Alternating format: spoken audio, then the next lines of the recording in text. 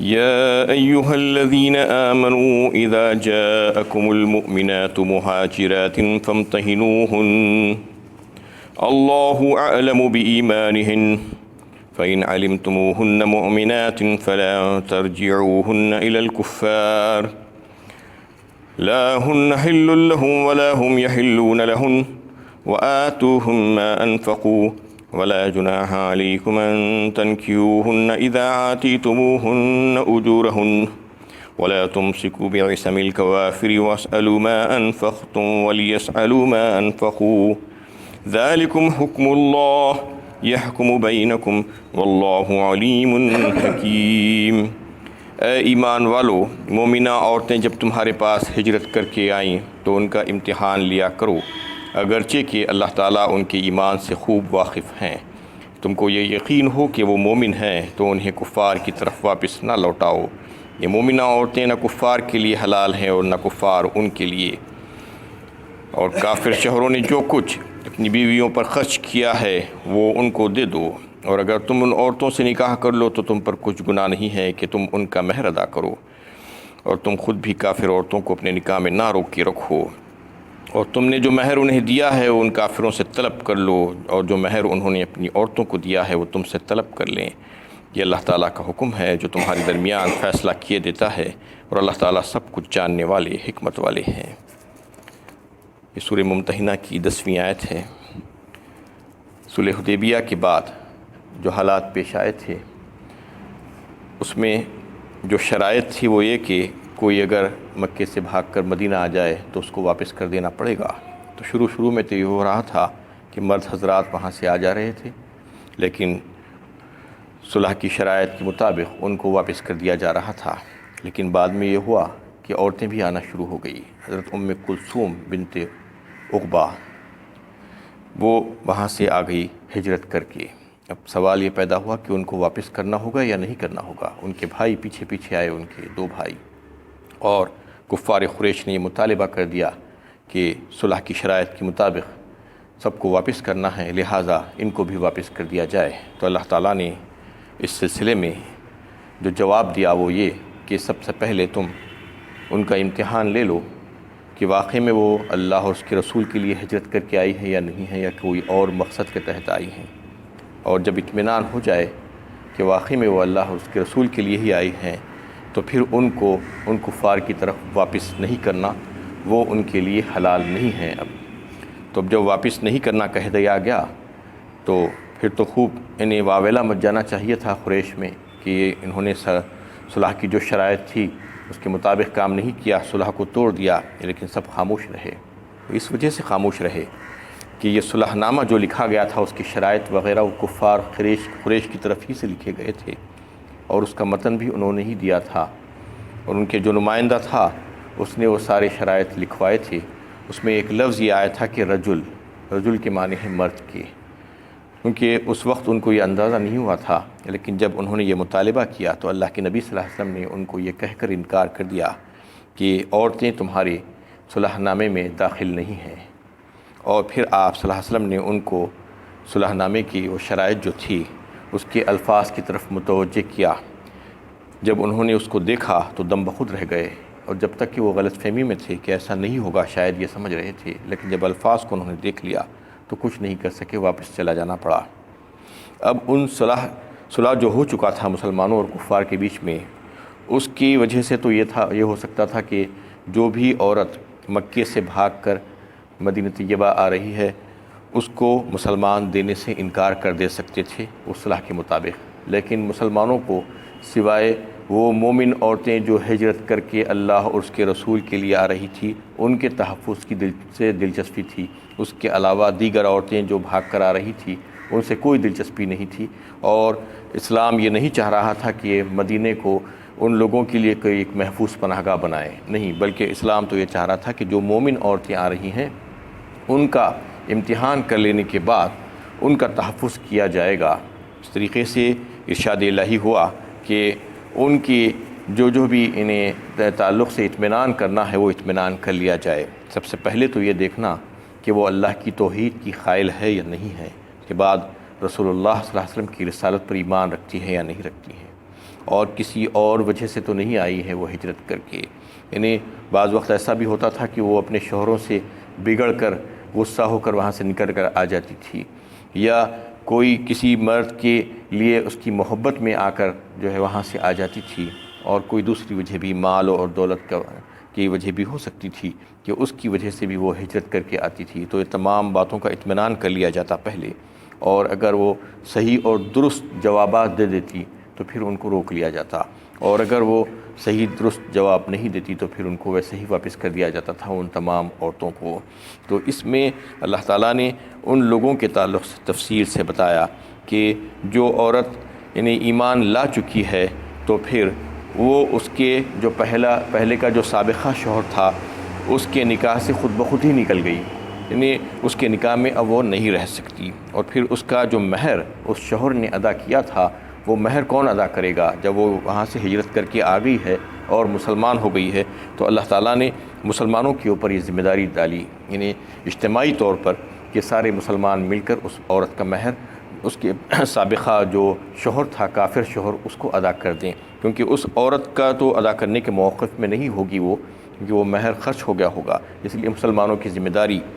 یہ بنا دی کہ وہ مہر کو ادا کرے. اور پھر کوئی اس کے بعد وہ عورتوں سے نکاح کرنا چاہے تو نکاح کر سکتے ہیں، لیکن جدید مہر کے عوض کرنا ہوگا، یعنی نکاح ہوگا تو پھر سے مہر اس عورت کو ادا کرنا ہوگا. اور دوسری بھی شرائط اس میں لکھی کہ جو عورتیں یعنی مسلمانوں کے نکاح میں تھی جو کافرہ تھی وہ وہیں پر رہ گئی تھی تو ان سے جو ہے جو کفار ہے ان سے اپنا مہر واپس طلب کر لیا جائے، جیسا یہاں سے ان عورتوں کا مہر واپس دیا جا رہا تھا وہاں سے ان عورتوں کا مہر واپس بھی لیا جانا چاہیے. یہ اصول بتا دیا گیا. ذالکم حکم اللہ یحکم بینکم، اور یہ اللہ تعالیٰ کا حکم ہے جو تمہارے درمیان فیصلہ کیے دیتا ہے. وَإِن فَاتَكُمْ شَيْءٌ مِّنْ أَزْوَاجِكُمْ مِنَ الْكُفَّارِ فَآخَبْتُمْ، اور اگر تمہاری کافر بیویوں کے مہروں میں سے کچھ تمہیں کفار سے واپس نہ ملے اور تمہاری ایسی نوبت آئے تو اپنے کافر کو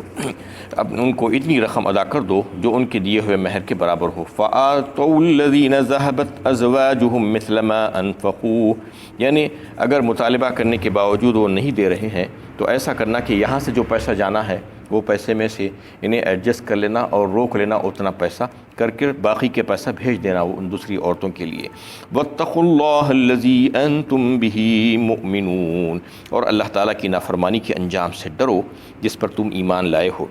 یہ مہر دینے کا حکم یہ جو تھا جو صلح حدیبیہ ہی تک تھا، یعنی جب صلح کی شرطیں ختم ہوئی تو مہر دینے کا حکم بھی موقوف ہو گیا. یا ایھا النبی اذا جاءک المؤمنات یبایعنک علی ان لا يشركن بالله شيئا ولا يسرقن ولا يزنين ولا يقتلن أولادهن ولا يأتين ببهتان يفترينه بين أيديهن وأرجلهن ولا يعصينك في معروف فبايعوهن واستغفر لهن الله إن الله غفور رحيم. اے نبی صلی اللہ علیہ وسلم، مومن عورتیں جب آپ کے پاس اس بات پر بیعت کرنے کے لیے آئیں تو وہ اللہ کے ساتھ کسی کو شریک نہ بنائیں گی، چوری نہ کریں گی اور نہ زنا کریں گی اور نہ اپنی اولاد کو قتل کریں گی اور نہ اپنے ہاتھ پاؤں کے آگے کوئی بہتان گھڑ کر لائیں گی اور نہ کسی امر معروف میں آپ کی نافرمانی کریں گی، تب ان سے بیعت لے لیجئے اور ان کے حق میں اللہ تعالیٰ سے مغفرت کی دعا کیجئے. بے شک اللہ تعالیٰ درگزر فرمانے والے اور رحم فرمانے والے ہیں. اس میں یہ فتح مکہ سے پہلے یہ آیت نازل ہوئی تھی. جیسے ہی فتح مکہ ہوا لوگ جوخ در جوخ اسلام میں داخل ہونے لگے. کفار جو تھے وہ مسلمان ہو کر اللہ کے نبی صلی اللہ علیہ وسلم کے ہاتھ پر بیعت کر رہے تھے اور آپ صلی اللہ علیہ وسلم کوہ صفا پر کھڑے ہوئے تھے اور ان لوگوں سے بیعت کیے جا رہے تھے. عورتوں سے بیعت لینے کے لیے نبی صلی اللہ علیہ وسلم نے حضرت عمر رضی اللہ تعالیٰ عنہ کو مامور فرمایا کہ وہ عورتوں سے بیعت لے لیں. اس طریقے سے مدینہ طیبہ تشریف لانے کے بعد بھی آپ صلی اللہ علیہ وسلم نے ایک گھر میں انصار کے کچھ عورتوں کو جمع کیا اور پھر وہاں پر حضرت عمر رضی اللہ تعالیٰ عنہ کو بھیجا کہ وہاں پر جا کر ان تمام عورتوں سے بھی بیعت لے لیں اور یہ آیت سنا کر ان سے ان تمام آیت میں جو ہدایتیں دی گئی ہیں اس کی روشنی میں ان سے بیعت لیں اور ان سے اقرار کروائیں. آپ صلی اللہ علیہ وسلم جو ہے اس سے بیعت عورتیں آ کر لے رہی تھی، اجتماعی طور پر بھی، انفرادی طور پر بھی اور پھر عید کے موقع پر آپ صلی اللہ علیہ وسلم نے خطبہ دیا مردوں میں، اس کے بعد عورتوں میں بھی آپ تشریف لائے اور آ کر پھر ان کو بھی یہ آیت سنائی، تلاوت کی، اور پھر ان سے ان تمام امور پر انہیں بیعت لی اور اقرار کروایا۔ اس میں جو باتیں جو بتائی گئی ہیں مردوں کے تعلق سے تو جو بیعت لی جا رہی تھی اس میں اسلام پر اور ایمان پر قائم رہنے کے لیے، شرک نہ کرنے کے لیے اور جہاد میں شریک ہونے کے لیے بیعت کی جا رہی تھی، اور عورتوں سے جو بیعت لی جا رہی تھی اس میں ان امور کے علاوہ یعنی اعمال صالحہ کے متعلق بھی بیعت لی جا رہی تھی، تفصیل کے ساتھ بیعت لی جا رہی تھی، جس کا تذکرہ اس میں آیا۔ یعنی سب سے پہلے تو ان کو توحید بتا کر اس پر قائل کرنے کے بعد اللہ تعالیٰ کے ساتھ کسی اور کو، کسی فرد خلق کو شریک نہ بنائیں گی، یہ بیعت لی جا رہی تھی۔ اس کے بعد ان سے کہا جا رہا تھا کہ ولا یسرقن، چوری نہ کریں گی، کیونکہ اس وقت یہ ساری چیزیں بہت عام تھی معاشرے میں۔ چوری کا مطلب یہ تھا کہ شوہر کے مال میں سے عورت انہیں کچھ نکال لیتی تھی، اس کی اجازت نہیں ہے، اس میں یہ بات بتائی گئی ہے۔ حضرت ابو سفیان کی بیوی نے آ کر اس وقت نبی صلی اللہ علیہ وسلم سے پوچھا کہ ابو سفیان بہت بخیل آدمی ہیں، وہ مجھ کو پیسہ نہیں دیتے، کیا میں ان کے پاس سے پیسہ لے لوں؟ تو آپ صلی اللہ علیہ وسلم نے فرمایا کہ نہیں لے سکتی، ہاں اتنا جتنا تمہاری ضرورت ہے، ضرورت کے مطابق ہی لے سکتی ہو، اس کے علاوہ زیادہ پیسہ شوہر کے مال میں سے نہیں لیا جا سکتا، یہ چوری کی تعریف میں آئے گا۔ تو ان اور تمام عورتوں سے یہ بیعت بھی لی جا رہی تھی کہ وہ چوری نہیں کریں گی، ولا یزنین، اور پھر یہ کہ وہ زنا نہ کریں گی، زنا کا ارتکاب نہیں کریں گی، کیونکہ وہ معاشرے میں زنا بہت پھیلا ہوا تھا اس وقت۔ ولا یقتلن اولادہن، اور نہ اپنی اولاد کو قتل کریں گی۔ اس کا مطلب یہ تھا کہ زمانے جاہلیت میں لڑکیوں کو زندہ دفن کر دیا جاتا تھا، ہلاک کر دیا جاتا تھا، اس سے ان کو بتایا گیا کہ وہ منع کر دیا گیا کہ وہ کام آئندہ سے نہیں کریں گی۔ وَلَا يَأْتِينَ بِبُهْتَانٍ يَفْتَرِينَهُ بَيْنَ أَيْدِيهِنَّ وَأَرْجُلِهِنَّ، اور ایک بات پر بیعت لی گئی کہ اپنے ہاتھ اور پاؤں کے آگے کوئی بہتان کھڑ کر نہیں لائیں گی۔ اس کا مطلب یہ ہے کہ کسی اور کے پاس جا کر بدکاری کر کر وہ بچے کو لا کر اپنے شوہر سے نسبت نہیں جوڑیں گی۔ ہاتھ اور پاؤں کا ذکر کرنے کا مطلب یہ ہے کہ بروز قیامت نے انسان کے ہاتھ اور پیر گواہی دیں گے، تو یہ بتانا چاہ رہے ہیں اللہ تعالیٰ کہ تمہارے 2 ہاتھ اور 2 پیر